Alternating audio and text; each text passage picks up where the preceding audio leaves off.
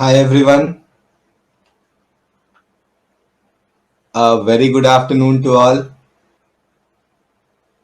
A very good afternoon to all. Good evening, beta. Gunjan, Chaitanya, Swayam, Apurva, Pakhi, everyone, a very good evening to all. I am fine, beta. So, how are you all? कैसे हो सब? कैसी रही छुट्टियां आपकी? Fine, very good, that's great. So, कैसी रही छुट्टियां? Okay, good. Boring. चलो कोई नहीं, है ना?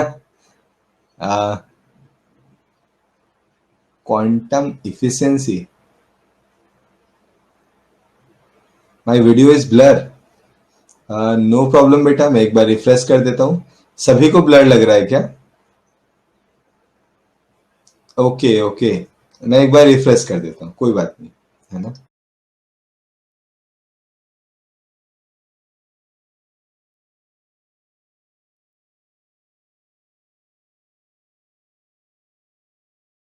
बेटा, now it is clear. It was good बेटा, है ना. मेरी भी दिवाली अच्छी रही. So now we should start our today's lecture. आज की क्लास स्टार्ट करनी चाहिए. और आज हम लोग बेटा एक नया चैप्टर स्टार्ट करने जा रहे हैं. And the name of the new chapter is atoms, है ना. तो नए चैप्टर का नाम क्या है? एटम्स.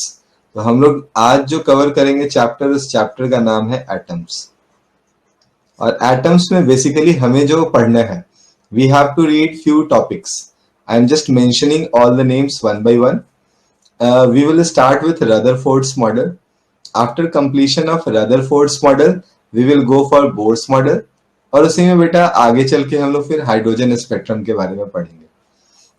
मैं अगर बोलूं कि this chapter is mostly. Good evening बेटा. Good evening Janav, Prerit, Aahar, Ritik, Tarannum, Riya, everyone, Mudit, everyone. Very good evening to all. तो अगर मैं इस चैप्टर के बारे में बात करूं बच्चों, तो this chapter is mostly covered in chemistry portion, है ना. ऑलरेडी कवर्ड है ये. हम लोगों को एक तरह से जल्दी से इसका क्विक रिवीजन करना है. And we have to go for the numerical parts. ये कैसे हमसे न्यूमेरिकल्स पूछे जा सकते हैं and how we will approach for those numericals. Okay, so now should we start किया जाए. तो ऐसा नहीं है बेटा कि सिर्फ पहला मॉडल हमारा weightage in NEET. One question बेटा, one question. Most of time एक क्वेश्चन इससे आ जाता है आपका. ठीक है. तो अगर मैं इस चैप्टर की बात करूं, तो इस चैप्टर में ऐसा नहीं है कि हम रदरफोर्ड मॉडल से ही स्टार्ट कर सकते हैं. We can go for Thomson plum pudding model and all. इन सब को भी हमें देखना पड़ सकता है. तो I am not taking you into it. मैं उन सभी में आपको लेकर नहीं जा रहा. I am just starting with Rutherford's model today. Okay, तो मैं सीधे सीधे रदरफोर्ड के मॉडल से स्टार्ट कर रहा हूं. Rutherford's model.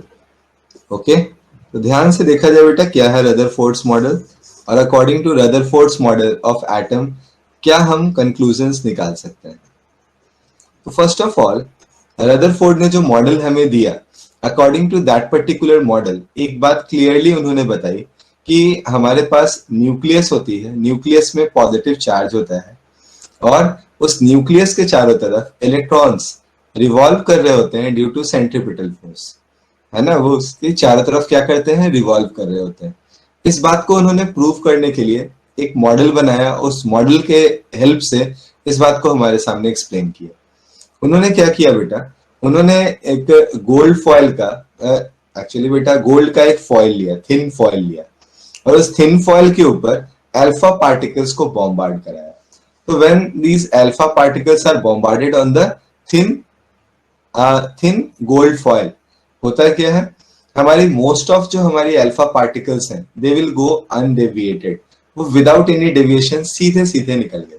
लेकिन लगभग 10,000 में से एक हमारे पास जो हमारा अल्फा पार्टिकल हुआ, वो क्या हुआ? It will just bounce back. वो गया और वापस चला आया. उससे पहले बहुत सारी ऐसी भी अल्फा पार्टिकल्स थी जो कि सीधे अनडेविएटेड न जाकर स्लाइटली डेविएशन के साथ वहां से मूव कर गई थी। ठीक है ना। तो इन बातों का जब उन्होंने इन बातों को कंक्लूजन से जोड़ा तो उन्होंने बताया कि most of the space inside the atom is basically vacated. ज्यादातर स्पेस क्या है बेटा, खाली है। जो स्पेस खाली है उससे अल्फा पार्टिकल विदाउट डेविएशन चला गया।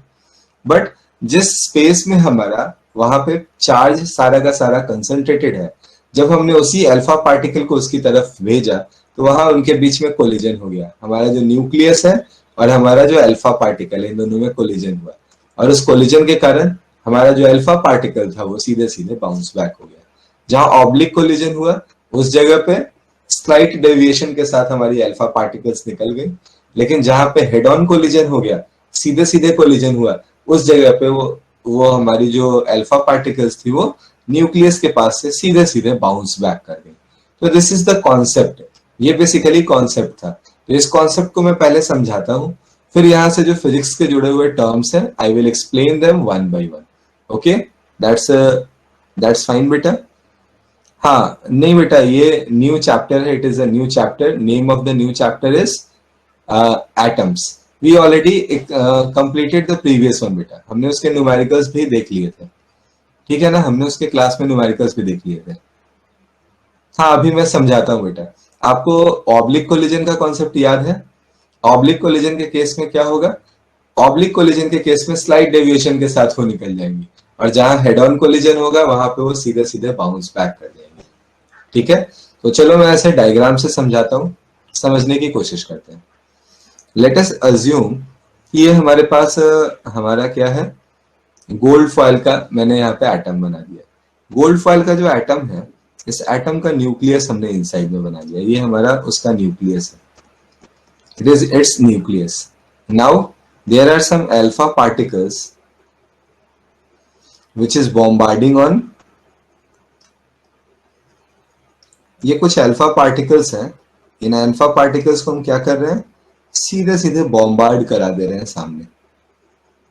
बहुत सारे अल्फा पार्टिकल्स हैं, इन सबको हमने क्या किया, यहां से कुछ पर्टिकुलर वेलोसिटी देते हुए भेजा और इसके ऊपर बॉम्बार्ड करा दिया। Okay, due to bombardment of so many of alpha particles होगा क्या, जो बिल्कुल न्यूक्लियस के सीधे सीधे देखो सामने से जा रही है, it will just bounce back, ये यहां से सीधे वापस चली आएंगी। बट ये जो बिल्कुल नियर पॉइंट से जाएंगी, जो यहां से जाएंगी, इट विल स्लाइटली डेविएट, ये थोड़ी बहुत डेविएट हो जाएंगी मेरी इस तरह से।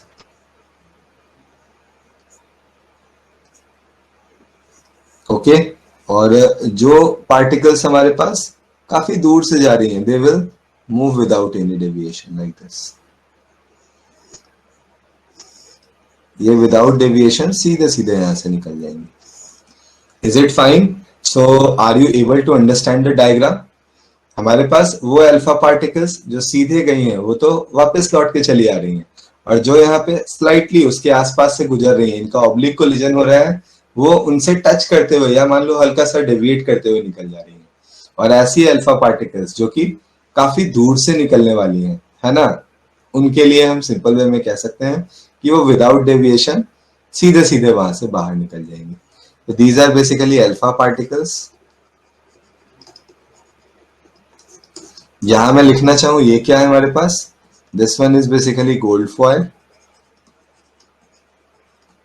Thin gold foil. एक्चुअल में मैं ऐसा कहूं कि ये हमारे पास गोल्ड का एक सिंपल वे में एटम है, तो फिर बोलने में कोई दिक्कत वाली बात नहीं है। होपफुली मेरी बात आपको समझ आ रही होगी। And I am mentioning few things like this one is basically bounced back, ये सीधे सीधे क्या हो गया, वहां से बाउंस बैक कर गया। और इस पूरे एक्सपेरिमेंट को आपने नाम क्या दिया, it is alpha particle scattering experiment. Alpha particle scattering experiment. तो अगर मैं बिल्कुल छोटी सी भाषा में बोलना चाहूं तो इतनी सी बातें आराम से आपसे बोल सकता हूं, है ना। क्या आप सभी इन बातों को इजीली समझ सकते हो? बताता हूं बेटा। इसके अलावा आप क्या कौन सा पार्टिकल लेना चाहते हैं, है ना। अगर आप प्रोटॉन लेते तो रिलेटिवली उसका मास क्या होता है, अल्फा पार्टिकल के रिस्पेक्ट में कम होता है ना। तो वैसे केस में आपको जो सिग्निफिकेंट सिग्निफिकेंट जो व्यू मिलना चाहिए वो नहीं मिल पाता, है ना। और अल्फा पार्टिकल से बड़ा आइटम लेने का कोई मीनिंग बनता नहीं है ना। तो अल्फा पार्टिकल अप्रोप्रिएट था बेटा, ना बहुत ज्यादा छोटे साइज का था ना बहुत बड़े साइज का था। That's why we had chosen this alpha particle, है ना। हीलियम का न्यूक्लियस हमने बनाया 2 इलेक्ट्रॉन्स को निकालने के बाद। अल्फा पार्टिकल के बारे में आप कह सकते हो ना, it is nothing but nucleus of helium, nucleus of helium. Its mass is equal to +4 mp, और अगर हम इसके चार्ज की बात करें तो इट इज ट्वाइस ऑफ ई। इसके पास 2 प्रोटॉन के बराबर चार्ज है, और इसके मास की बात करें तो 4 टाइम्स ऑफ। अल्फा से बड़ा होता पार्टिकल देन, मैंने आपको बोला तो कि मोस्ट अप्रोप्रिएट अगर हम लोग सेलेक्ट करें तो अल्फा पार्टिकल है बेटा। इसके अलावा आप बताइए कोई पार्टिकल का नाम मुझे, जिस पार्टिकल को आप लेते, है ना। तो आप पार्टिकल बनाते कहाँ हो, आप हीलियम में बनाते हो, हीलियम के दोनों दोनों इलेक्ट्रॉन्स को निकालकर। क्या उसके बाद ऐसा कोई पार्टिकल आप फॉर्म करते हो? आंसर इज नो, आप ऐसा कोई पार्टिकल फॉर्म नहीं करते। आगे रेडियो एक्टिविटी भी जब आप पढ़ते हो तो वहां अल्फा पार्टिकल और बीटा पार्टिकल के बारे में बात करते हो। बीटा पार्टिकल बहुत स्मॉल हो जाता है, तो इसलिए हमारे लिए बेस्ट क्या था, अल्फा पार्टिकल्स। ठीक है, मैं आगे बढ़ाऊं यहां से, तो I am just writing here the points associated with it. इससे जुड़े हुए पॉइंट्स को मैं एक एक करके मेंशन करता चला जाता हूं। आई am writing the first point. First point is most of alpha particles went approximately straight. So I am writing most of alpha particles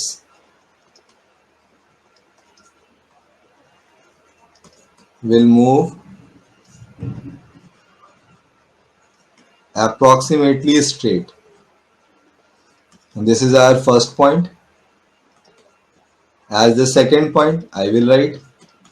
दूसरा पॉइंट लिखता हूं मैं यहां पर, सेकेंड पॉइंट क्या है बेटा, 1 in 10,000 will retrace its path or bounce back. Very few of them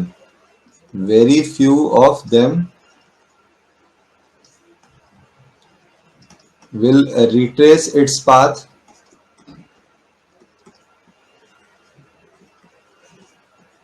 or bounce back. Okay, the third point I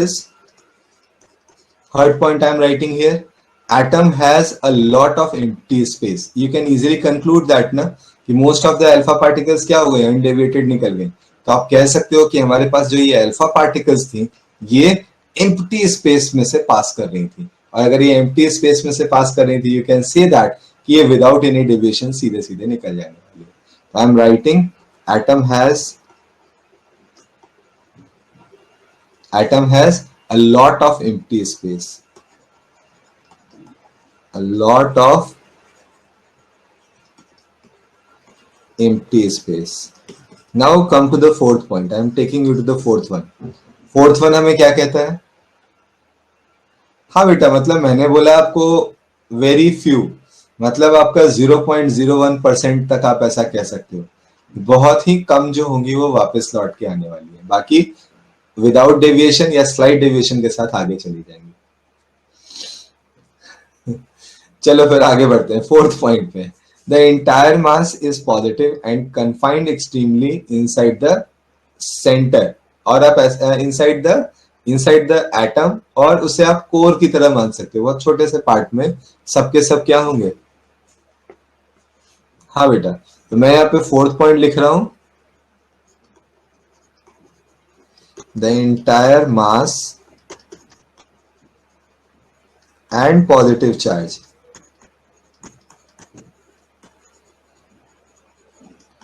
is concentrated at the center. ये कहां पे होगा? ये सीधे सीधे कंसंट्रेट हो जाएगा कहां पे? इसके सेंटर। ठीक है, और अब जो है बेटा फिजिक्स से जुड़ी हुई बातों पे आना है। तो अभी तक तो मोह माया की बात कर रहे थे हम लोग, ऐसी बातें कर रहे थे जो कि कंप्लीटली थियोरेटिकल थी, लेकिन अब जो मैं बात यहाँ पे करने जा रहा हूँ, these are basically mathematical points, try to remember these formulas. देखो ये ऐसे पैरामीटर जो है बेटा, अगर हम कोलिजन को थोड़ा इलेबोरेटिव मैनर में पढ़े होते, है ना। तो वहां पे ही आता है हमारा, इस पैरामीटर को नाम देते हैं लोग बेटा इम्पैक्ट पैरामीटर का। इम्पैक्ट पैरामीटर, एक्चुअल में ये जो इम्पैक्ट पैरामीटर है ये इस बात को एक्सप्लेन करने के यहाँ पे काम आएगा कि हमारा कौन से किस तरह के सिस्टम में कब अल्फा पार्टिकल्स को आप इसके ऊपर बॉम्बार्ड कराओ तो वहां हेड ऑन कोलिजन होगा, और कब वो बिल्कुल स्लाइटली इसे टच करती हुई या ऑब्लिक कोलिजन करती हुई निकल जाएंगे। आप जानते हो बेटा कि अगर हमारा एक मास का लाइन ऑफ मोशन दूसरे के लाइन ऑफ मोशन के जस्ट पैरेलल हो और उनके बीच में जो परपेंडिकुलर डिस्टेंस मुझे मिलती है, that perpendicular distance is basically known as impact parameter, है ना। अगर ये इम्पैक्ट पैरामीटर 0 के इक्वल होता है तो हम कहते हैं कि हमारा कोलिजन जो है वो हेड ऑन कोलिजन है, सीधे सीधे ये ऑब्जेक्ट जाकर उससे टकराने वाली है। बट अगर ये इम्पैक्ट पैरामीटर की वैल्यू कुछ आ रही है तो इसे हम लोग क्या कहते हैं, it is basically known as oblique collision. ऐसे कोलिजन को हम लोग ऑब्लिक कोलिजन के नाम से जानते हैं। आपको अगर थोड़ा याद होगा, कैरम बोर्ड का एग्जांपल आपको लिया गया होगा कि अगर आप बिल्कुल किसी भी कॉइन को डायरेक्टली एक लाइन में लाकर पॉकेट करना चाहते हो, वैसे केस में जो आप शॉट ले रहे हो वहां पे, उस शॉट को आप इजी वे में बेटा हेड ऑन कोलिजन से एक्सप्लेन कर सकते हो। बट उसी जगह पे अगर आप कट मार रहे हो, मान लो कि सेंटर पे कोई चीज रखा हुआ है और आप उसको पॉकेट करना चाहते हो तो आपको कट मारना होगा, है ना। ये जो कट मारने वाला सिस्टम है it is nothing but oblique collision, जहां पे हमारे फर्स्ट ऑब्जेक्ट का line of motion second object के लाइन ऑफ मोशन के साथ बिल्कुल कोलिनियर ना हो, इसे हम लोग ऑब्लिक कोलिजन के नाम से जानते हैं। होपफुली आपको याद आया होगा थोड़ा बहुत। तो ये फॉर्मूला बेटा ऐसे और किसी आपके काम का नहीं है, बट कम से कम इस फॉर्मूले को याद रख लेना, अगर पूछना हुआ तो डायरेक्टली आपसे पूछ सकते हैं, ठीक है ना। तो मैं यहाँ पे पहले तो इसको डायग्राम में भी दिखा देता हूँ आपको, है ना। डायग्राम में भी थोड़ा सा देख लेते हैं। इम्पैक्ट पैरामीटर को अगर मुझे दिखाना होता तो मैं बोलता कि मान लो ये न्यूक्लियस है, this one is basically nucleus and we have an alpha particle which is moving along this line. तो इस लाइन के अलोंग अगर ये मूव कर रहा होता, मान लो यहाँ से डेविएट भी कर गया है, कोई बात नहीं है, मैं इस लाइन को इस तरह से आगे बढ़ा के देख लेता हूँ। हमारा जो न्यूक्लियस है बेटा यहाँ पे गोल्ड फॉइल का, इसकी जो लाइन ऑफ मोशन है ये मोशन है, ये इसका लाइन ऑफ मोशन है। तो इन दोनों के बीच का जो परपेंडिकुलर डिस्टेंस निकल कर आया है, this perpendicular distance is known as impact parameter. इसी को हम लोग किस नाम से जानते हैं, इम्पैक्ट पैरामीटर के नाम से जानते हैं। होपफुली बच्चों आपको अब ये पॉइंट आपके दिमाग में चला गया होगा, है ना। And as I told you the angle subtended by it is equal to theta. हम यहाँ पे अगर इसके न्यूक्लियस के अंदर के चार्ज की बात करें इट इज प्लस जेडी, और अगर हम यहाँ पे इस अल्फा पार्टिकल की बात करें it is plus 2e। Is it okay to everyone? बेटा ये डेफिनेशन आपको यहाँ पे लिखने की नीड ही नहीं है, because as I told you sir you told whole atom और जस्ट न्यूक्लियस। मैंने ये पूरा सिर्फ न्यूक्लियस बनाया बेटा, मैंने ये न्यूक्लियस को लिया है, ठीक है ना, होल एटम नहीं बनाया है। थीटा इज द, थीटा कोई एंगल नहीं, यहाँ पे एंगल जिससे ये डेविएट कर रहे हैं इस एंगल को कह रहे हैं, है ना। कोई एज सच कोई, मैंने अभी आपको बोला भी कि ये फॉर्मूला एज सच कोई बहुत ज्यादा आपके काम नहीं आने जा रहा, बट आप ध्यान में रखना क्योंकि डायरेक्टली फॉर्मूला अगर पूछा गया तो हमें बताना पड़ सकता है, क्योंकि कोई डेरिवेशन भी नहीं है यहाँ पे। And as I told you it is complete topic of collision. Collision में भी हमें इतना नहीं पढ़ना है, तो कोई जानने की जरूरत नहीं है। Just the formulas are written in, formula is basically written in your NCERT book, so you have to just remember it. Okay, so मैं यहाँ से आपको आगे बढ़ा रहा हूँ। What is ZE? ZE नहीं समझ में आया? हाँ, आप लोगों पे तो मुझे जो है ना थोड़ा बहुत ऐसा लगता है कि पीछे का कुछ भी नहीं पड़ा, सब गोल बना के रख रखा है ना। ZE क्या है बेटा, बताओ मुझे। ZE क्या है आप मुझे बताओ। Z से आप क्या बोलते हो? Z is basically atomic number, और इलेक्ट्रॉन क्या है हमारे पास, ये जो प्लस ई लिखा गया it is charge on proton, so it is nothing but ZE is representing number of protons inside this nucleus. Okay, और ये जो प्लस 2e है ये क्या लिखा है मैंने, हमारे पास अभी जस्ट थोड़ी देर पहले भी मैंने दिखाया था, अल्फा पार्टिकल जो है इसके पास दो जो हमारे पास चार्ज हैं वो इलेक्ट्रॉन के फॉर्म में पॉजिटिव चार्ज है, और ये क्या है बेटा, इसका मास जो है ये 4 times of mass of proton के बराबर है ना। हम सिर्फ यहाँ चार्ज की बात कर रहे थे, चार्ज को हमने लिख दिया। Now come to the next point, मैं यहाँ से आपको आगे लेकर आता हूँ, है ना, अगले पॉइंट पे आता हूँ। नेक्स्ट पॉइंट है हमारा, the next point is the value of impact parameter. अगर मुझे इस इम्पैक्ट पैरामीटर के वैल्यू के बारे में बात करना हो, मुझे लिखना हो कि भाई ये इम्पैक्ट पैरामीटर की वैल्यू होगी कितनी, तो I will write this beta is equal to, sorry this B is equal to 1/4 pi epsilon naught multiplied by z e square cot theta divided by kinetic energy. And when I'm writing kinetic energy, the kinetic energy is half mv square. So आप आराम से यहाँ पे half mv square भी use में लेकर आ सकते हो. You can use this too. So the value is 1/4 pi epsilon naught multiplied by z e square cot theta divided by half m into v square. This is our formula for impact parameter. And I will write for head-on collision. For head-on collision, theta is equal to 0 degree. Theta की value क्या होनी है head on collision के लिए? 0 degree के बराबर हो जानी है ना? और नहीं बेटा, सॉरी मैं थोड़ा गलत लिख गया. I should write 180 degree. 180 degree is the most appropriate one, है ना? 180 क्यों बोलूंगा मैं? क्योंकि सीधा गया वापस चला आया, तो डेविएशन कितने का हो गया? 180 डिग्री का. This theta is basically representing deviation, और ये डेविएशन है यहाँ पे कितना बेटा? 180 degree. So I should write 180 degree, that will be better. Theta is equal to 180 degree, so b is equal to 0. Collision is basically head on in nature. Hopefully you can understand. Okay, क्या ये point clear है बेटा? Done है? Done है? Okay, that's fine. तो ज्यादा यहाँ पे डेप्थ में जाने की जरूरत भी नहीं है. एज आई टोल्ड यू, अगर पूछना हुआ तो डायरेक्ट फॉर्मूला आना है, कोई मैथमेटिकल क्वेश्चन आप यहाँ से एक्सपेक्ट नहीं करने वाले, ठीक है ना? I am taking you to the next part. From where? हाँ, मैंने बोला बेटा यहाँ 180 डिग्री लेना. कोई भी जो अल्फा पार्टिकल जा रहा है, जो सीधा जा रहा है इसके पास, वो क्या हो रहा है? अपने पाथ को रिट्रेस कर रहा है. तो अगर अभी आपने थीटा क्या दिखाया था कि ये हमारे पास ओरिजिनल पाथ था, आप उसके साथ जो एंगल डेविएशन का बना रहे थे वो थीटा था. यहाँ पे अगर कोई चीज सीधी जा रही है और वापस उसी पाथ पे चली आ रही है, तो एंगल कितना बना रही है? वो डेविएट कितने से कर रही है? It is deviating by 180 degree. That's why I am writing 180. Okay, hopefully now clear हो गया होगा, है ना? आप लोग रिसर्च मोड फिर से आज ऑन किए हुए हो, है ना? चलो, नहीं, no one else, only Priya is in research mode, है ना? चलो फिर तो आगे बढ़ते हैं. मैं यहाँ पे बेटा इम्पैक्ट पैरामीटर की बात कर रहा था. इम्पैक्ट पैरामीटर में मैंने क्या बताया कि हमारा इम्पैक्ट पैरामीटर दो अल्फा पार्टिकल्स हो या हमारा न्यूक्लियस हो, इन दोनों के मोशन के डायरेक्शन ऑफ मोशन के बीच में जो परपेंडिकुलर डिस्टेंस है उसे बोल रहे हैं.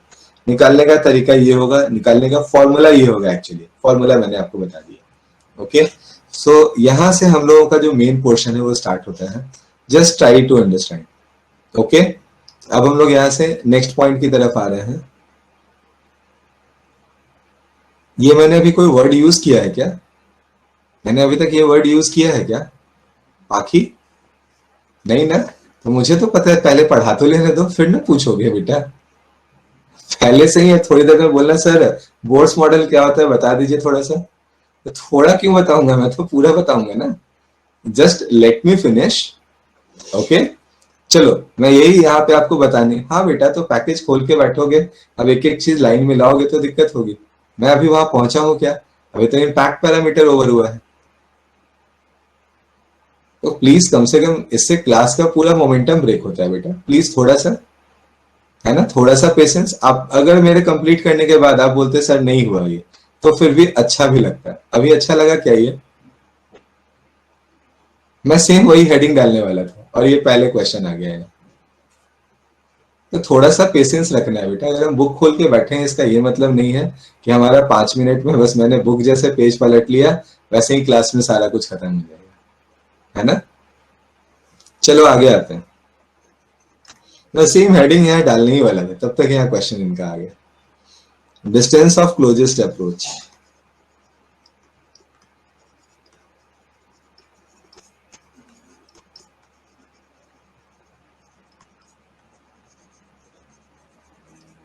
ये क्वेश्चन ऐसे आप लोगों को बताना चाहिए था, मुझसे उल्टा आप ही पूछ रहे हो, है ना। तो ये आपको पूछना पड़ रहा है, इसका मतलब मैंने इलेक्ट्रोस्टैटिक्स आपको अच्छे से नहीं पढ़ाया है ना। मैं अगर आपको अच्छे से पढ़ाया होता तो ये क्वेश्चन आप मुझसे पूछते भी नहीं। ठीक है, हम लोगों के पास,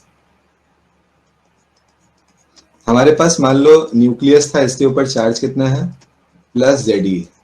ओके, और हमने यहां से एक छोटे से अल्फा पार्टिकल को इसकी तरफ प्रोजेक्ट किया है विथ सम वेलोसिटी। मान लेते हैं मैंने इसको कुछ काइनेटिक एनर्जी दी थी, अभी मैं इसको काइनेटिक एनर्जी के नाम से ही जान गया। तो मैंने इसको कुछ काइनेटिक एनर्जी देकर उसकी तरफ फेंका, होगा क्या, मैं जैसे ही इसको इसके पास लेकर जाऊंगा, इस न्यूक्लियस के पास ये जाना शुरू करेगा, ये न्यूक्लियस जो है इसे रिपेल करेगा, है ना। तो इनिशियली इसके पास कुछ कुछ काइनेटिक एनर्जी थी, इसकी पोटेंशियल एनर्जी को हम अभी जीरो मान के चल रहे हैं। तो धीरे धीरे जैसे जैसे ये आगे बढ़ेगा, इसकी काइनेटिक एनर्जी कम होती चली जाएगी और सिस्टम की पोटेंशियल एनर्जी लगातार बढ़ती चली जाएगी। और एक ऐसा सिचुएशन आएगा जिस समय आकर इसकी काइनेटिक एनर्जी जीरो हो जाएगी और इसकी पोटेंशियल एनर्जी में कन्वर्ट हो जाएगी।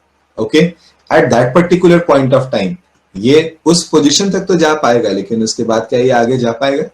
Answer is no, because it do not have any kinetic energy, so it will just come back. यहां से ये वापस आना शुरू हो जाएगा।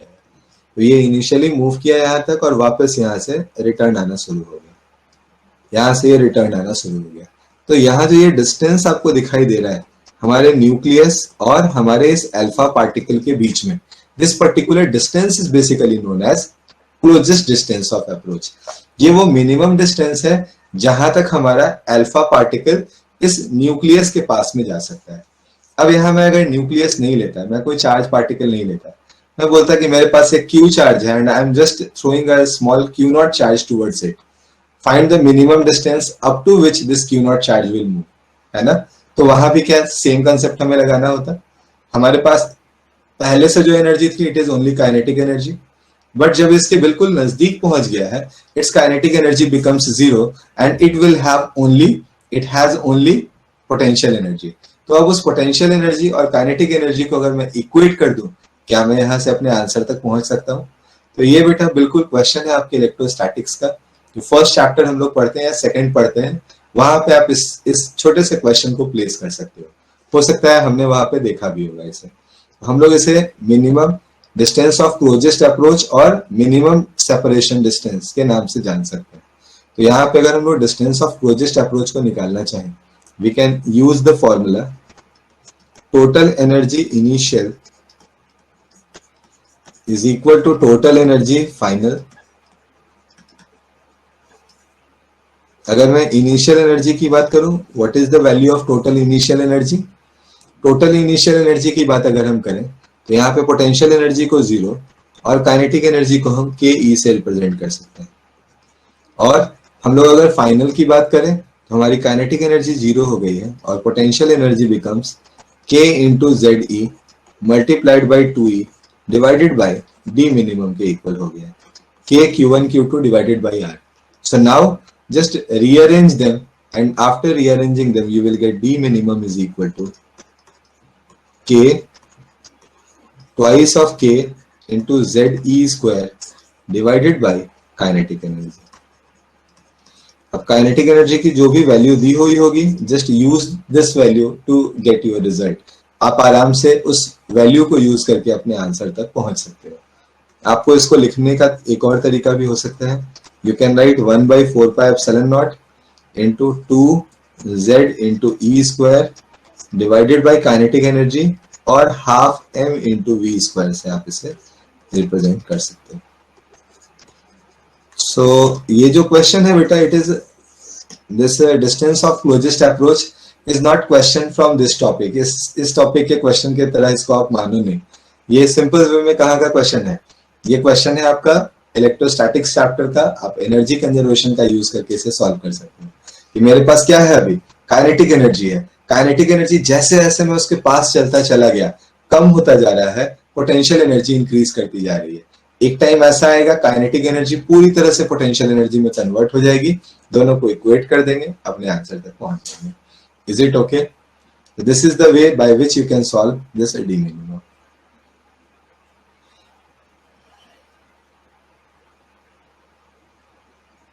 कोई बात नहीं बेटा, मैंने वही बोला कि देखो कुछ देर के लिए पैकेज वैकेज बंद कर दिया करो जब क्लास में बैठते हैं तो, क्योंकि फिर थोड़ा होता क्या है कि मेरा कोई अपना एक फ्लो होगा, उस फ्लो में हम लोग फिर बनते चले जाते हैं, है ना, अदरवाइज वो पूरा फ्लो खराब हो जाता है।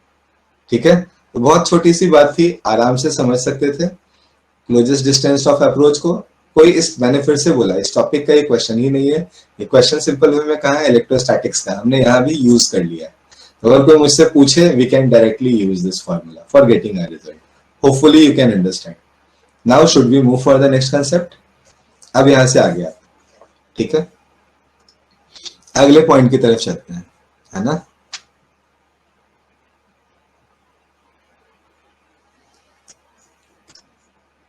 तो हमारा जो नेक्स्ट कंसेप्ट है बेटा, उस नेक्स्ट कंसेप्ट को समझेंगे, ठीक है। तो हम लोग यहाँ पे देखते हैं बेटा इसके ड्रॉबैक्स क्या हैं। देखो वैसे ड्रॉबैक्स को इतना मैं लिखा नहीं रहा, है ना, बस आपको समझा दे रहा हूँ, आप सुन लेना, ठीक है। देखो सबसे पहले तो इसका ड्रॉबैक जो है ये किस थियरी से एक्सप्लेन किया गया। तो अगर हम लोग नाम जाने तो हमारे साइंटिस्ट का नाम था मैक्सवेल। मैक्सवेल ने बोला कि भाई ऐसा है कि अगर इलेक्ट्रॉन हमारा एक्सेलरेटेड है, चार्ज पार्टिकल हमारा एक्सेलरेटेड है, तो एक्सेलरेटेड चार्ज पार्टिकल के साथ होगा क्या कि वो कुछ एनर्जी को एमिट करेगा। हम जानते भी हैं, हमने पढ़ा भी है इलेक्ट्रोमैग्नेटिक वेव्स में इसको। तो अगर कोई चार्ज पार्टिकल हमारा एक्सेलरेटेड है and it is just releasing some energy, तो होगा क्या, एनर्जी रिलीज होता जाएगा तो वो धीरे धीरे धीरे धीरे न्यूक्लियस के पास आता जाएगा। अगर वो सर्कुलर पाथ पे घूम रहा था तो उसके सर्कल का साइज धीरे धीरे धीरे धीरे छोटा होता जाएगा, और धीरे धीरे छोटा होते होते क्या होगा, फाइनली आकर न्यूक्लियस में गिर जाएगा। बट क्या ऐसा होता है? एक्चुअली क्या ऐसा होता है? नहीं, न्यूट्रलाइजेशन तो होता नहीं है। इसका मतलब है कि ये इसका ड्रॉबैक रहा, इसने इस पॉइंट को अच्छे से एक्सप्लेन नहीं किया।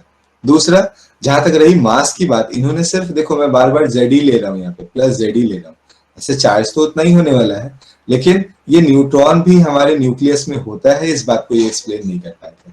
उन्होंने इस पॉइंट को भी यहाँ पे एक्सप्लेन किया नहीं था। ओके, तो ये इनके कुछ ड्रॉबैक्स थे। Now I am taking you to the next model, that model is known as Bohr's model. यहां से हम लोग बोर्स मॉडल के बारे में समझते हैं, ठीक है।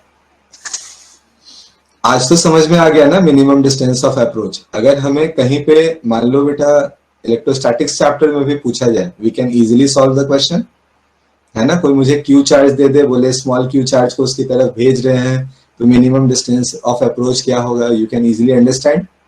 हमेशा ये जरूर याद रखना बेटा, यहाँ पे हमने अभी क्या माना है कि हमारा न्यूक्लियस जो है यहाँ पे ये फिक्स्ड है।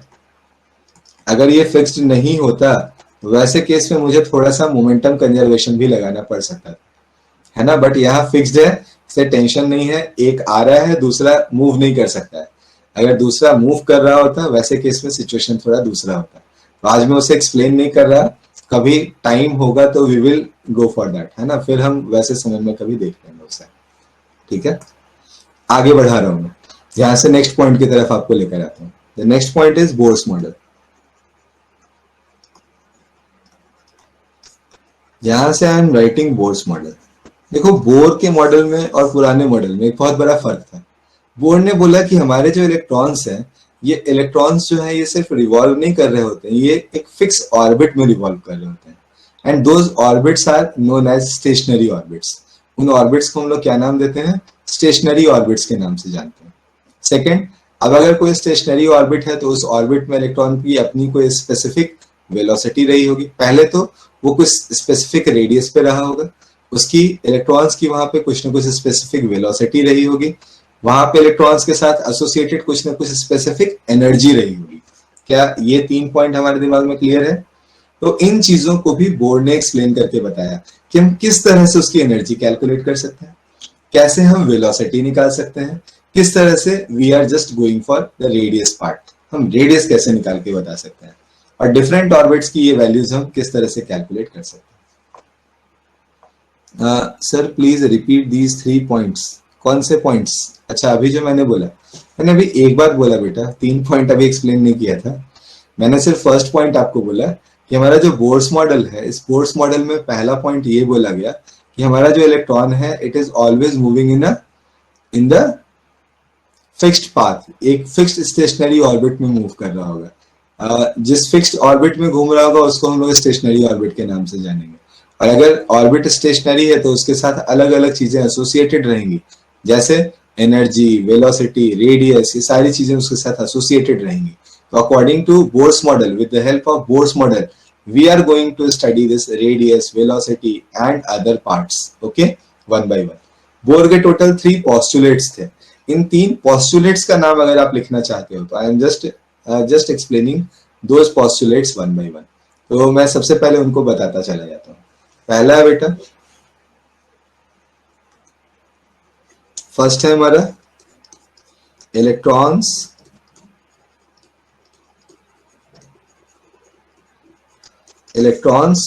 can revolve around the nucleus. Revolve around the nucleus in the fixed orbit.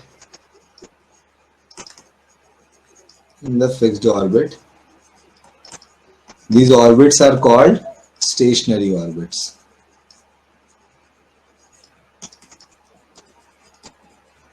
Okay, ये हमारा first point. Now the second point is, second point क्या है बेटा? सेकेंड पॉइंट एक्चुअली थोड़ा सा मैथमेटिकल है ना. According to second one, these stationary orbits have fixed value of energy, fixed value of radius, fixed value of velocity. ये तो है ही. अगर मैं उसकी एंगुलर मोमेंटम की बात करूं तो the angular momentum of electron in any fixed orbit is always multiple of h divided by 2 pi. आप अगर h by 2 pi के साथ मल्टीप्लाई करोगे उस ऑर्बिट के नंबर को, then you will get the angular momentum of that particular electron. उस electron के आप आसानी से एंगुलर मोमेंटम को निकाल सकते हो. ये दूसरा पॉस्टुलेट था. पहला क्या था? फिक्स्ड ऑर्बिट है. दूसरा है उस ऑर्बिट में जो एंगुलर मोमेंटम है इलेक्ट्रॉन का, it is always equal to nh by 2 pi, where n is number of orbits, है ना. और थर्ड क्या है? अगर मैं कभी भी लोअर एनर्जी ऑर्बिट से हायर एनर्जी ऑर्बिट में या हायर एनर्जी ऑर्बिट से लोअर एनर्जी ऑर्बिट में आता हूं, ऐसे जनरली हम लोअर से हायर की बात करते हैं, लोअर से हायर की तरफ जाते हैं, वैसे केस में मुझे कुछ सफिशिएंट एनर्जी दी जाती है, एक पर्टिकुलर स्पेसिफिक एनर्जी दी जाती है जिसे हम एक्साइटेशन एनर्जी के नाम से जानते हैं, और उस एनर्जी को गेन करके हमारा इलेक्ट्रॉन हायर ऑर्बिट में चला जाता है. Is it okay? और अगर कोई कभी भी इलेक्ट्रॉन हमारा हायर एनर्जी ऑर्बिट से लोअर में जंप करेगा, in that case it will release some energy in the form of photon. उसमें वो उसी स्पेसिफिक एनर्जी का फोटोन वहां से रिलीज करेगा. इस बात को भी हम क्लियरली समझ सकते हैं. ये बेसिकली 3 पॉइंट्स थे जिनको मैंने आपको बताया. अब इन तीनों को लिख लेते हैं. पहले एक तो मैंने लिखा दिया, बाकी लिख लेते हैं, then we will go for the derivation part, है ना. फिर हम लोग डेरिवेशन पार्ट पे चलेंगे.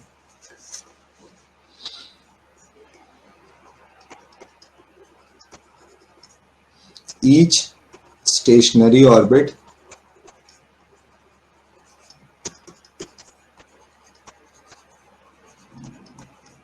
has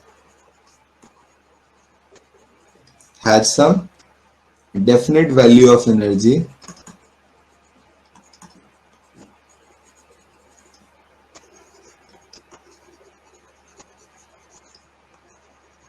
associated with it,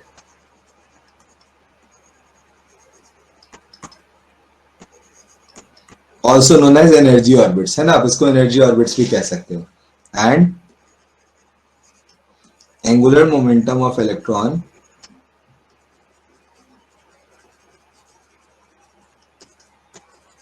in that orbit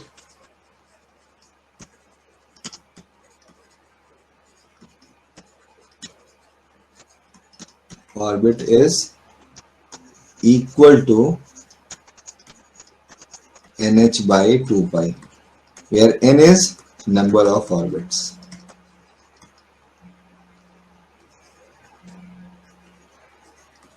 Hopefully you are getting my point. एकदम क्रिस्टल क्लियर है या नहीं? पहले बोलो जल्दी से बोलो मुझे. Is it fine? So mvr is equal to nh by 2 pi. n is integral multiply. हाँ बेटा, integral multiple of h by 2 pi, where n is nothing but integer, sorry, है ना. Now I am taking you to the third one. Third one is when electron will jump from higher energy orbit to lower energy orbit.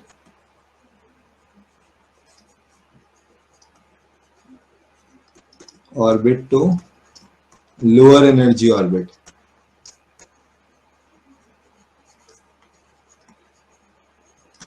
It will emit some energy. It will emit some energy in the form of photon. In the form of photon. Hopefully this point is also clear.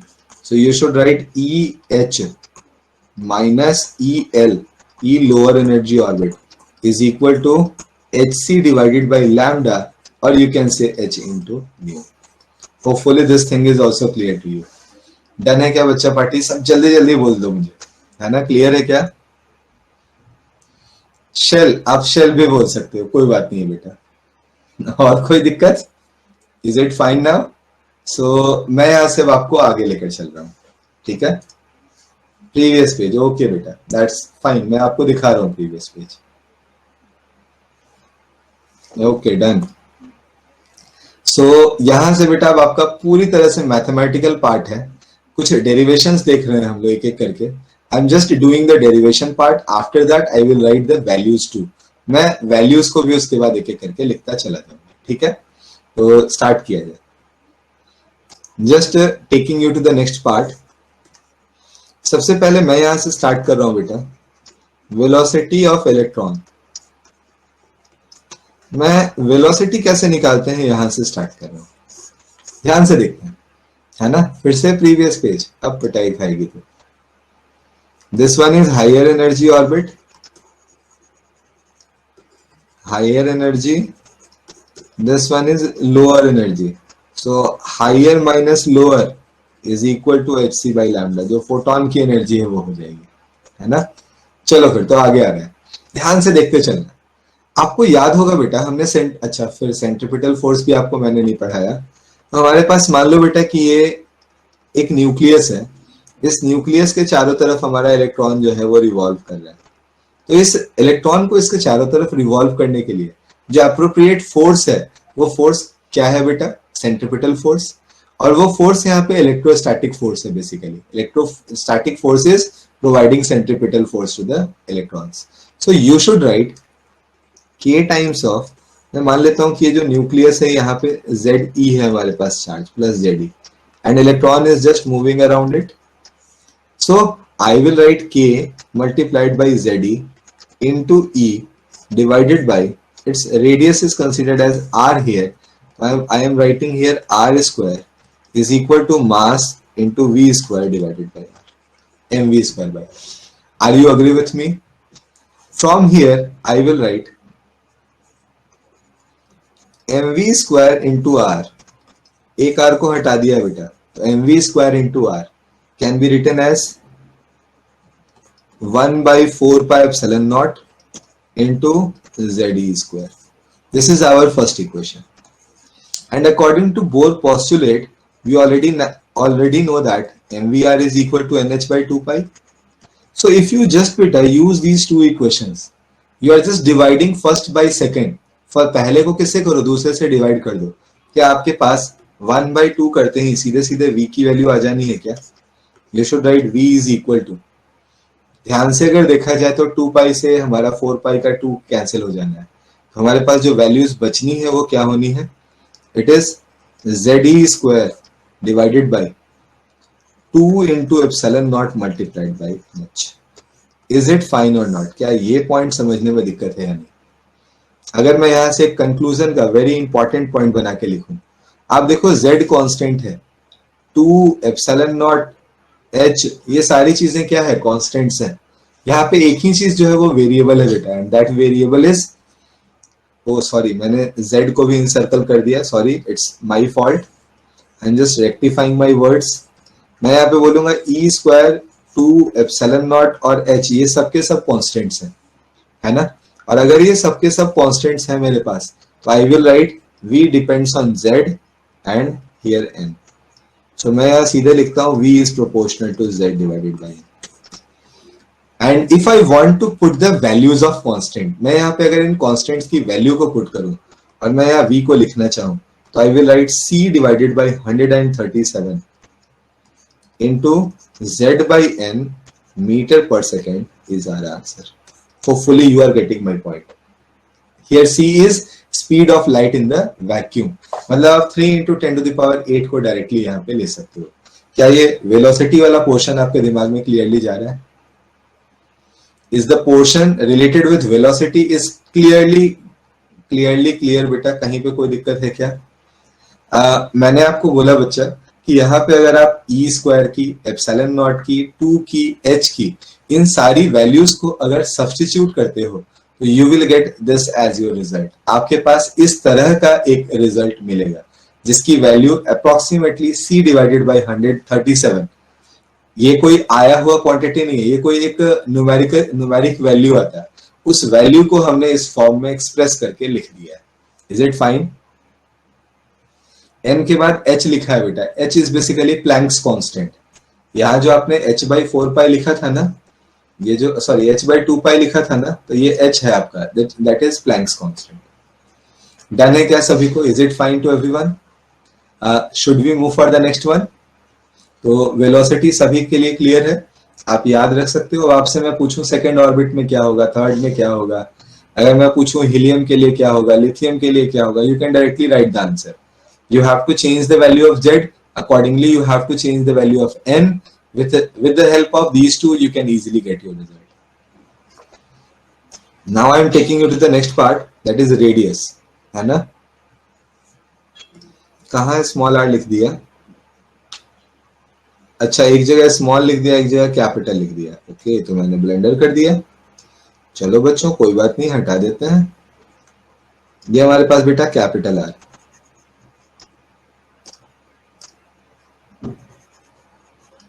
Now it is fine, है ना? आगे बढ़ते हैं. So I am taking you to the next point. The next point is radius. Radius of stationary orbit. अब आप बताओ radius कैसे निकालोगे? हमारे पास तो अभी रेडीमेड फॉर्मूला आ गया ना, v की वैल्यू आ गई है और इक्वेशंस तो अपने आंखों के सामने थे. क्या मैं इस सेकेंड इक्वेशन के यूज से इसको NH by 2 इंटू mv लिख सकता हूं? मैं डायरेक्टली यहां से क्या लिखता है? R is equal to NH by 2 into mv. अब just put the value of m, sorry put the value of v here. आप बस v की वैल्यू डाल दो ना. v is ZE square by 2 epsilon naught into NH. मैं यहाँ पे इसकी वैल्यू डाल देता हूं, NH divided by 2 into m multiplied by v की जगह ZE square by 2 epsilon not NH. ZE square divided by 2 epsilon naught into NH. Just rearrange them. After rearranging them, this 2 will be cancelled out and you should write n square h square into epsilon naught divided by pi into m into ZE square. Are you agree with me or not? Everyone, is it fine? Is it fine to you? Okay. Okay. If we are getting this point, I will write R is equal to nothing but n square h square epsilon naught divided by pi into m into ZE square. Again बच्चों आप ध्यान से देखो तो यहाँ constants कौन कौन और वेरिएबल्स कौन कौन. क्या मुझे यहाँ पे n स्क्वायर और z को छोड़कर बाकी और कोई क्वांटिटी वेरिएबल दिख रही है क्या? Answer is no. बाकी और कोई वेरिएबल नहीं. तो I will write this r is proportional to n square divided by z. और अगर बाकी कांस्टेंट्स की वैल्यू की बात की जाए, मैं अगर बाकी के कांस्टेंट्स की वैल्यू को पुट करूं, I will write r is equal to, किसी को याद है क्या बच्चों क्या होता है answer? Do you remember the formula? No, कोई बात नहीं. It is 0.53. It is 0.53 into n square divided by z angstrom. तो इस फॉर्मूले को भी आप याद रख सकते हैं. तो होपफुली बच्चों ये पॉइंट भी आपको क्लियरली समझ में आ गया है. R का फॉर्मूला क्या लिखना है? 0.53 into N square divided by Z angstrom. जितना भी आंसर आएगा सबके सब एंगस्ट्रॉम के फॉर्म में आएंगे, मतलब 10⁻⁻10 मीटर के फॉर्म में आपको देखने को मिलेगा। तो 2 पॉइंट्स तो निकल गए बेटा, रेडियस आ गया, वेलोसिटी आ गई। थर्ड पॉइंट क्या था? एनर्जी से जुड़ा हुआ। Now should we move for the energy part? हम लोग को एनर्जी के लिए चलना चाहिए। क्या हो गया बच्चा पार्टी, सब लिखने में व्यस्त हो गए क्या? चलो, so now I am just taking you to the next one. The next one is energy levels और एनर्जी। देखो, एनर्जी को लिखने के लिए मैं यहाँ पे 2 पार्ट में इसे डिवाइड करूंगा। First of all I will right it's potential energy and you can easily right it's potential energy. ऐसा मैं क्यों कह रहा हूं, समझने की कोशिश करना। मैं जानता हूं बेटा, minus of K into Z E square divided by R will provide you its potential energy, है ना? आप बोलोगे कैसे? मुझे पता है, मैं इस डायग्राम को अगर देखूं तो इस डायग्राम में बेटा ये हमारे पास ZE है, ये हमारे पास E है और इनके बीच का डिस्टेंस R है। तो पोटेंशियल एनर्जी का फॉर्मूला क्या होना चाहिए? K Q1 Q2 divided by R। I am just writing the same here. Okay, now come to the second one. If I want to write its kinetic energy, kinetic energy is half mv square. और इस half mv square को भी यहां से अगर हम लिखना चाहें, देखो mv स्क्वायर की वैल्यू है क्या हमारे पास? अगर मैं इसको हाफ कर दूंगा तो क्या ये हाफ mv स्क्वायर के इक्वल हो जाएगा? आई will write k ZE square divided by twice of r as our kinetic energy. So the formula for total energy is sum of these two. If first one is considered as minus of 1, second one should be considered as 1 by 2. And if you add these two, you will get minus of half as your answer. है ना? तो मैं यहाँ पे total energy के लिए formula क्या लिख दूं? माइनस ऑफ के ZE square divided by twice of r. अब देखो, इस फॉर्म में आंसर में कोट करके नहीं छोड़ने वाला, मुझे यहाँ पे k की वैल्यू भी डालनी पड़ेगी, r की वैल्यू भी पुट करनी पड़ेगी। I am just putting these values to getting actual result of it, है ना? इसका एक्चुअल रिजल्ट लिखने के लिए I will write total energy is 1/4 pi epsilon naught into ZE square divided by 2, and here I should write n square h square epsilon naught, n square h square epsilon naught divided by pi m ZE square. It is pi into m into ZE square. Now just rearrange them. अब आपका काम क्या है? इसको बस rearrange कर लेना। अब देखो, मुझे तो ये थोड़ा सा मुश्किल जान पड़ रहा है, आपको जान पड़ रहा है मुश्किल? क्या है, इजी लग रहा है? मुझे थोड़ा सा मुश्किल जान पड़ रहा है, कोई बात नहीं, मेहनत करके निकाल लेते हैं। m into Z square e to the power 4 divided by 4 into 2 8 बन गया, 8 epsilon naught square into n square multiplied by h square. देखो तो बच्चों, क्या यही रिजल्ट हमारे पास आ रहा है? All of you please tell me बेटा, is this one is the correct one? आ रहा है क्या? तो अब आगे का काम थोड़ा सा आसान ही है, कोई मुश्किल नहीं है, we can easily do. I will write it will depends on. यहाँ पे अगर मैं दिखाना चाहूँ आपको तो मैं बोलूंगा ये जेड स्क्वायर पे डिपेंड कर रहा है और एन स्क्वायर पे डिपेंड कर रहा है। And by using these two you can write E is equal to minus of 13.6 z square divided by n square electron volt as my answer. Is it fine? तो पहले का proportionality किस पे आया था? n square h square epsilon naught pi m by ZE square, pi m into ZE square. Bracket में लिखा है बेटा हमने z square by n square, z square by N square.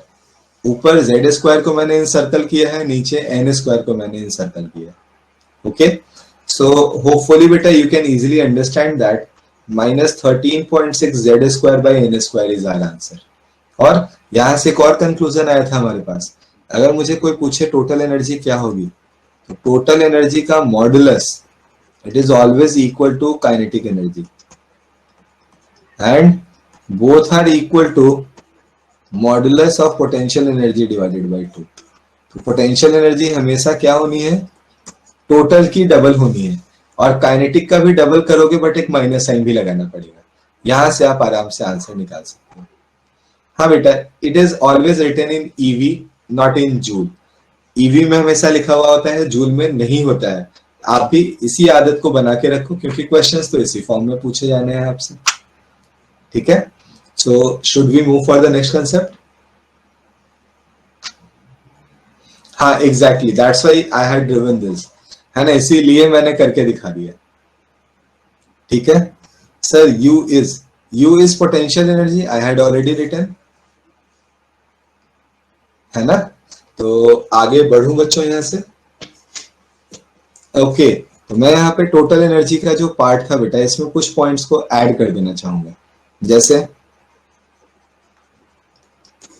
If I am writing about hydrogen, मैं सिर्फ और सिर्फ hydrogen के बारे में बात कर रहा हूं, हाइड्रोजन एटम की। For hydrogen atom you can easily write energy, total energy in first orbit is equal to minus of 13.6 electron volt. Energy in second orbit is equal to minus of 3.4 electron volt. Third orbit, its energy is minus of 1.51 electron volt. E4 is minus of 0.85 electron volt.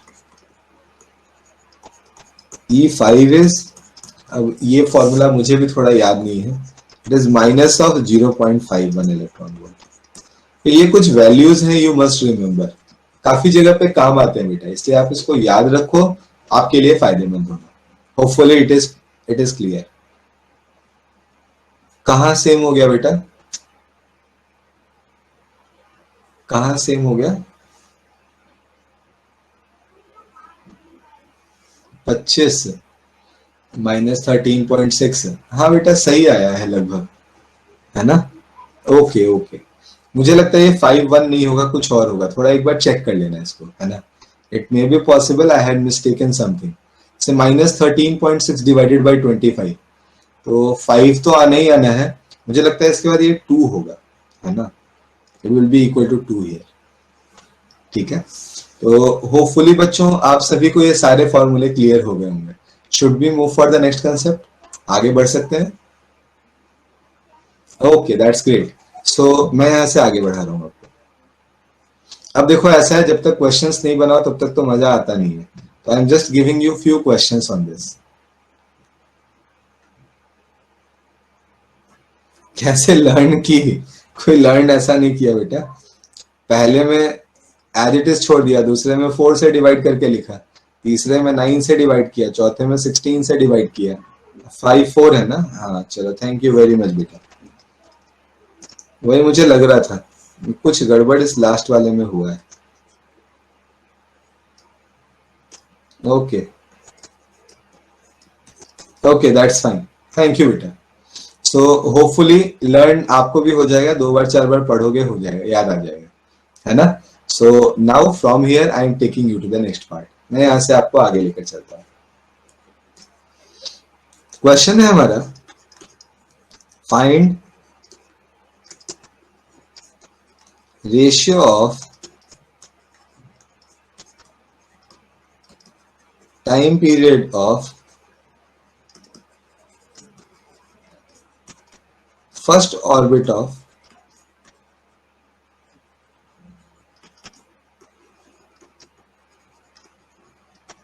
He plus ion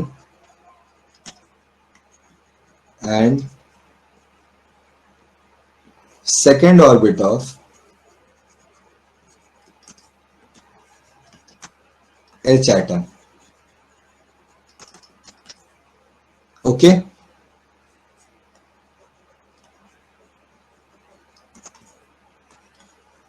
okay, hopefully question is clear. तो आपको बताना है बेटा, जैसे यहाँ पे अलग अलग तरह से क्वेश्चन ऐसे ही पूछे जाते हैं। थर्ड ऑर्बिट के रेडियस का, third orbit of hydrogen atom का ratio, second orbit of lithium plus ion, lithium plus plus ion निकाल दो। तो इस तरह के क्वेश्चन हमसे पूछे जाते हैं। तो instead of giving you that question, मैं सीधे सीधे आपको थोड़ा सा कॉम्प्लिकेटेड वन पे लेकर चलता हूँ। मैं आपसे सीधे टाइम पीरियड की बात करता हूँ कि अगर मुझे यहाँ पे टाइम पीरियड का रेशियो निकालना होता तो how I will get the ratio of time period. मैं कैसे टाइम पीरियड का रेशियो निकालता। ठीक है, ट्राई करोगे क्या ऑल ऑफ यू? क्या ट्राई करने के मूड में हो? Okay, that's great. सो जल्दी से बेटा करो ट्राई इसको और फिर हम लोग आगे बढ़े।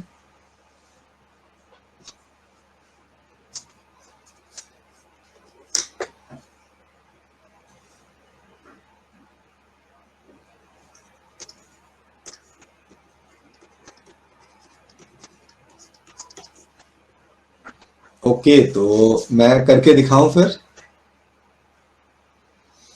चलो, टाइम पीरियड का फॉर्मूला क्या लिखते हैं? बोलो जल्दी जल्दी।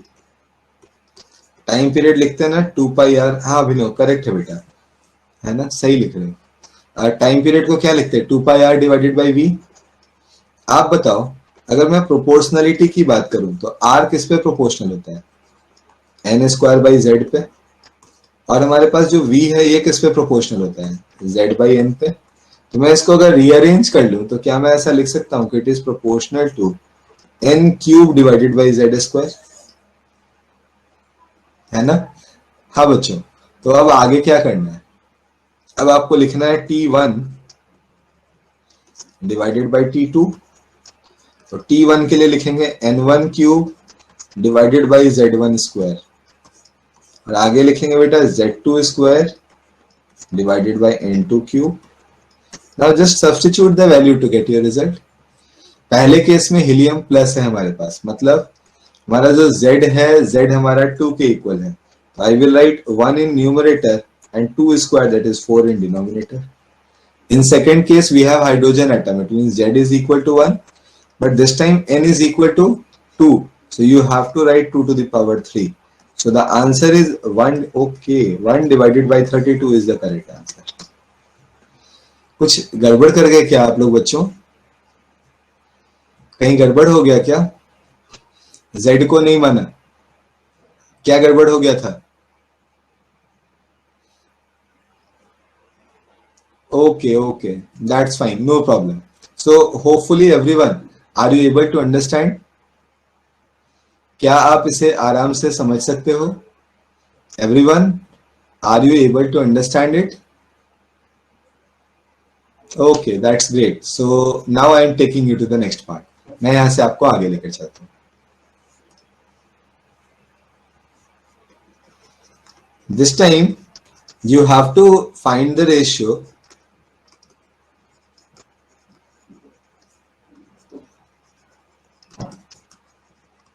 of B due to electron in second orbit of helium and third orbit of oxygen, third orbit of hydrogen.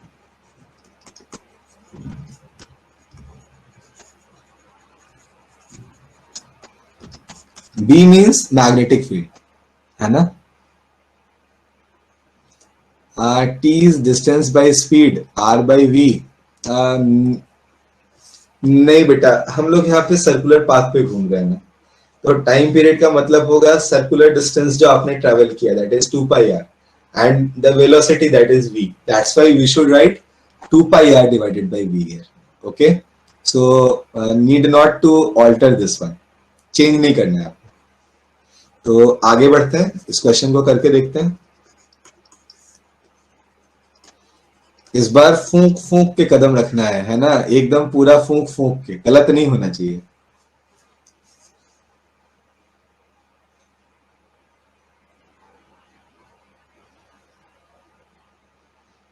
हाँ बेटा, लेकिन डिस्टेंस में उसने आर लिख दिया ना, it is 2 pi R actually.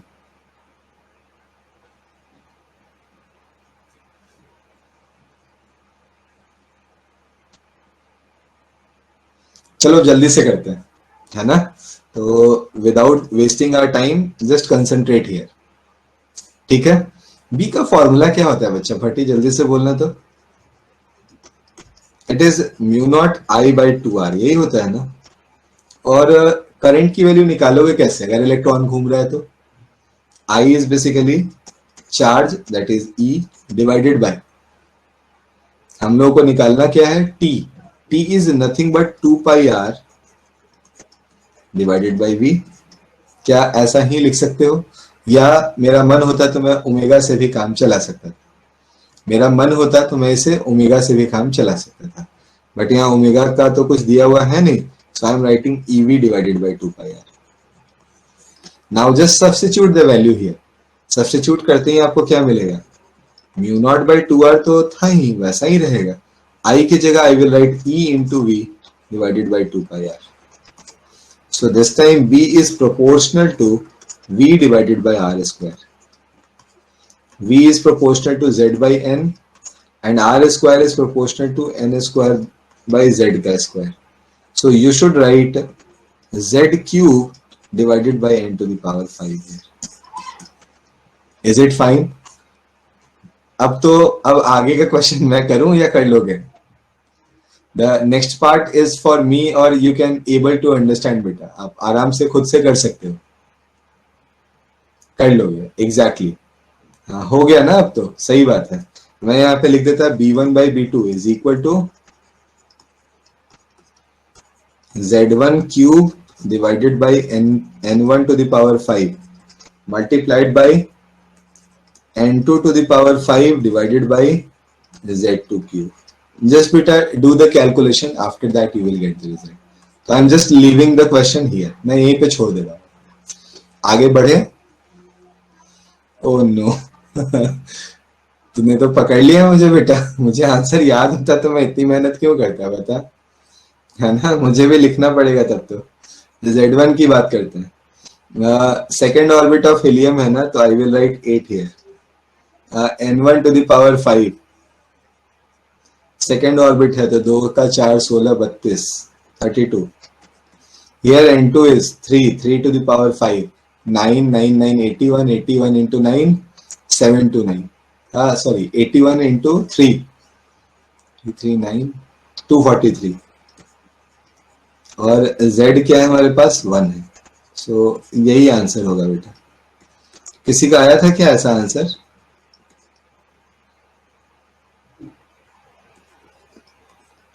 किसी का आंसर आया था क्या? ओके ओके दैट्स ग्रेट बेटा, वेरी गुड।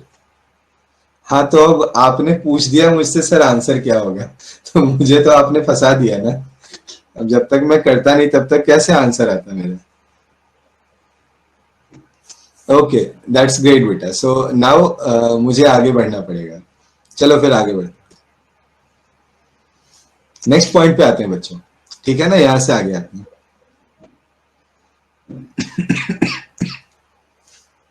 ओके तो मेरा भी ऐसा ही आया ना, मैंने भी तो मल्टीप्लाई करके ही निकाला।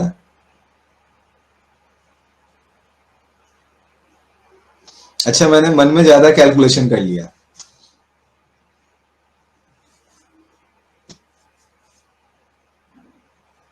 अन्वेक्षा हो गया बच्चा? ओके दैट्स फाइन, चलो फिर आगे बढ़ते हैं। तो बच्चों ओके ओके कोई नहीं, चलो फिर मैं अब यहाँ से आगे आपको समझाना शुरू करता हूँ बेटा। I am taking you to the hydrogen spectrum part now, है ना। मैं यहाँ से अब आपको अगले टर्म अगले पॉइंट पे लेकर चलता हूँ, that is hydrogen spectrum.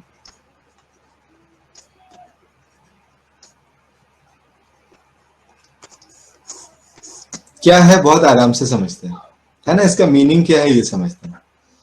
Hydrogen spectrum का बहुत ही सिंपल सा मीनिंग है बेटा, अगर मैं बात करना चाहूं तो हमारा इलेक्ट्रॉन अगर बाहर से आने वाली किसी भी फोटोन से एनर्जी को एब्जॉर्ब करके लोअर एनर्जी स्टेट से हायर एनर्जी स्टेट में चला जाता है, तो वो ज्यादातर देर तक हायर एनर्जी स्टेट में स्टैंड नहीं कर सकता, उसको वापस से बेटा लोअर एनर्जी स्टेट में आना है। इस क्रम में वो बहुत सारे फोटॉन्स को रिलीज करेगा, तो जो फोटॉन्स वो रिलीज करेगा अगर मैं उन फोटॉन्स को एक जगह पे अरेंज करता हुआ जाऊं तो मुझे एक स्पेक्ट्रम मिलेगा। That particular spectrum is nothing but combination of wavelengths. बहुत सारे वेवलेंथ्स मिलेंगे मुझे, तो उन सबका जो ग्रुप मुझे मिलेगा उसे मैं यहाँ पे स्पेक्ट्रम के नाम से जानूंगा। और सिंस ये हाइड्रोजन के कारण आ रहा है, हाइड्रोजन में इलेक्ट्रॉन्स के जंप के कारण आ रहा है, that's why it is known as hydrogen spectrum. और it is only valid for, ये सिर्फ और सिर्फ किसके लिए वैलिड है, हाइड्रोजन और हाइड्रोजन लाइक आयन, मतलब He+, Le++, इन्हीं के लिए आप इसको यूज में लेकर आ सकते हो। मतलब सिर्फ और सिर्फ अगर मेरे पास सिंगल इलेक्ट्रॉन है, then only we can use this formulas, और ये जो फॉर्मूलाज हमने सीखे हैं उनको यूज कर सकते हैं, अदरवाइज नहीं आने वाले। Is it fine? यहाँ जो टर्म्स हमारे लिए इंपॉर्टेंट है, आई एम मतलब मैं हाइड्रोजन स्पेक्ट्रम के अंदर जाने से पहले मैं उन टर्म्स को पहले आपको समझाता हूँ, जिससे आपके दिमाग में क्लियरिटी ज्यादा आ जाए, ठीक है ना? देयर आर टू और three terms which are very very important. First one is excitation energy. ये एक्साइटेशन एनर्जी क्या है? ये वो एनर्जी है जिसे पाकर हमारा कोई भी इलेक्ट्रॉन लोअर एनर्जी ऑर्बिट से हायर एनर्जी ऑर्बिट में चला जाता है। तो I am writing here E higher minus E lower is equal to H C divided by lambda. So कहीं भी बेटा अगर मुझे इस लैम्डा की वैल्यू निकालनी हो तो लैम्डा के लिए मैं बोलूंगा it is wavelength of emitted photon. It is wavelength of emitted photon. Hopefully you are getting my point. Now come to the second one. Second one is called ionization energy.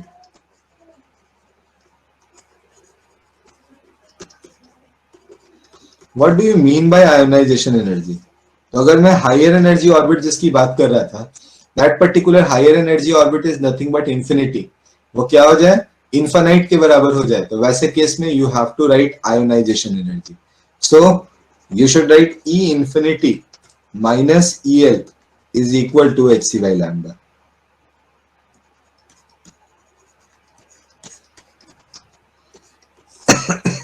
And generally बच्चों ये जो E infinity आपने लिखा है it is equal to 0. So the answer is 13.6 Z square divided by N square is equal to hc divided by lambda here. Hopefully you are getting my point. आराम से क्या आप मेरी बात को समझ पा रहे हो? ड्यूरिंग एक्साइटेशन हाउ फोटॉन्स, बेटा यहां से जो एनर्जी बाहर निकल रही है वो एनर्जी मैंने पहले भी बोला था, it will come out in the form of photons. वो किसके फॉर्म में बाहर आएगी? फोटॉन्स के फॉर्म में। और दूसरा आयोनाइजेशन का मतलब हुआ मैं उसके इलेक्ट्रॉन को निकालकर इन्फानाइट पे लेकर जाना चाहता हूँ, तो जितनी एनर्जी से वहां पे बाउंडेड है, जो टोटल एनर्जी उस इलेक्ट्रॉन का वहां पे है, if you supply that particular energy to the electron it will move up to the infinity. वो वहां से निकलेगा और कहां चला जाएगा? इंफिनिटी पे चला जाएगा। And that energy is known as ionisation energy. वो एनर्जी जो कि इलेक्ट्रॉन को इस एटम को आयोनाइज करने के काम आता हो, उसको क्या बोलेंगे हम? आयोनाइजेशन एनर्जी के नाम से जानेंगे। Is it fine? हाँ बेटा, ये जो n होगा, जिस भी ऑर्बिट में अभी आपने इलेक्ट्रॉन को रख रखा होगा, हम सिर्फ उसी एनर्जी ऑर्बिट की बात कर रहे हैं। जैसे मान लो मैंने फर्स्ट ऑर्बिट में रखा है तो it is minus of 3.4, but if it is in sorry अगर ये सेकंड ऑर्बिट में है तो माइनस ऑफ 3.4, फर्स्ट में होता तो it is equal to minus of 13.6। इस तरह से आप इसको कैलकुलेट कर सकते हो। Now I am taking you to the next part. यहां तक तो सभी को क्लियर है ना? Is there any problem till now? Hopefully not, है ना? सो मैं अब यहां से प्रीवियस पेज देखना है। ओके बेटा,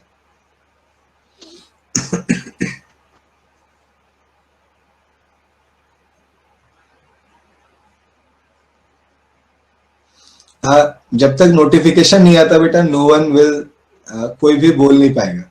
नोटिफिकेशन आ गया क्या मुस्कान? नोटिफिकेशन आ गया क्या? नो ना, तो अभी नोटिफिकेशन नहीं आया बेटा तो नहीं कह सकते। क्या पता कोरोना का क्या हाल हो, क्या करे, ये कोई अता पता नहीं है बेटा, है ना?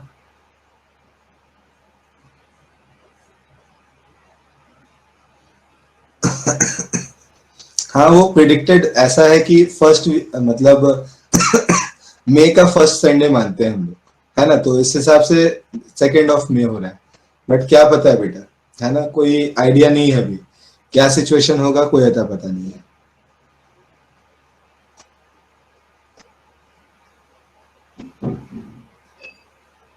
हाँ एग्जैक्टली बेटा, आज उसका एनिवर्सरी हो गया, फर्स्ट एनिवर्सरी मना लिया लोगों ने। चलो फिर आगे बढ़ते हैं, है ना। तो आगे बढ़ रहे हैं बेटा। मैं यहाँ से आपको हाइड्रोजन स्पेक्ट्रम के स्पेक्ट्रल लाइंस के बारे में बात करना शुरू कर रहा हूँ, ठीक है ना।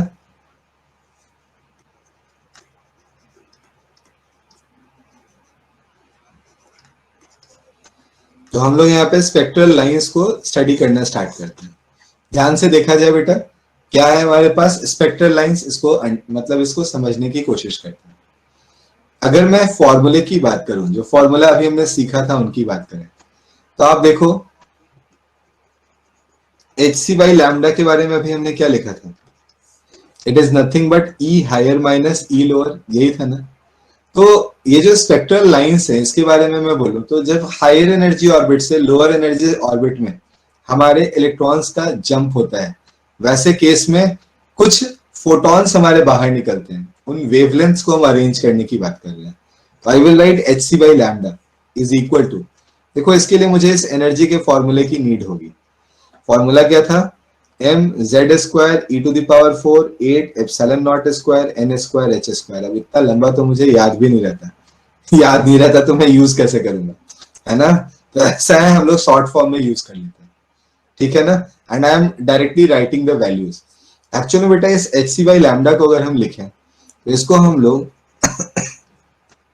Are Z square 1 by,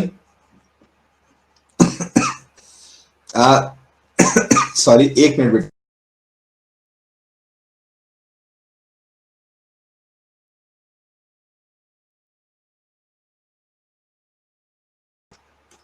okay sorry, sorry for the interruption. H C by lambda की अगर मैं बात करूं तो मैं यहाँ पे लिख सकता हूँ आर जेड स्क्वायर। आप बताओ हायर में से लोअर एनर्जी को घटाना होगा, तो व्हाट शुड आई राइट, मुझे लिखना क्या चाहिए। मैं यहाँ लिखूंगा बेटा N L square minus 1 by N H square. Is there any problem in writing this. ये जो आर है बेटा, इसको हम लोग यहाँ पे रिडबर्ग कांस्टेंट के नाम से जानते हैं। एक्चुअली मुझसे एक छोटी सी गलती और हो गई है, I have to change this equation. I will write spectral lines is 1 by lambda is equal to R Z square 1 by NL square minus 1 by NH square। आया कहां से है, तो मुझे एनर्जी का इक्वेशन लिखना पड़ेगा और एच सी बाई लैम्डा को पुट करना होगा। अभी आपको सिखाया था बच्चा, अब लगता है भूल गए। E H minus E L is equal to H C by lambda, है ना।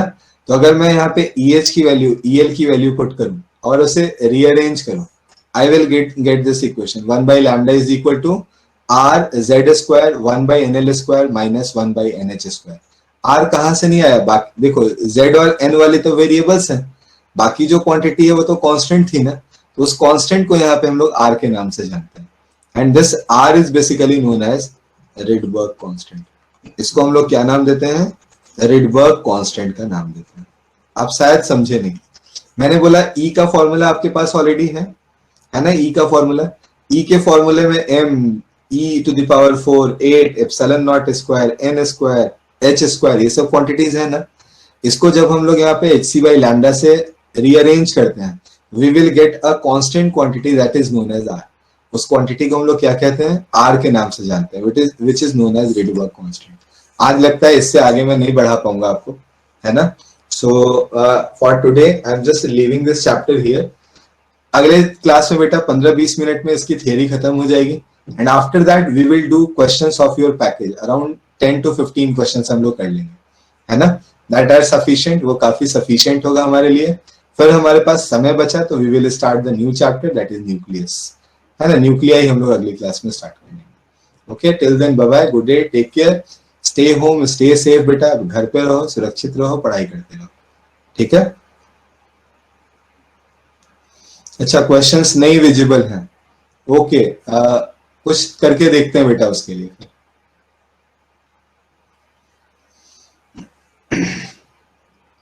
हैप्पी छठ पूजा बेटा, आपको भी।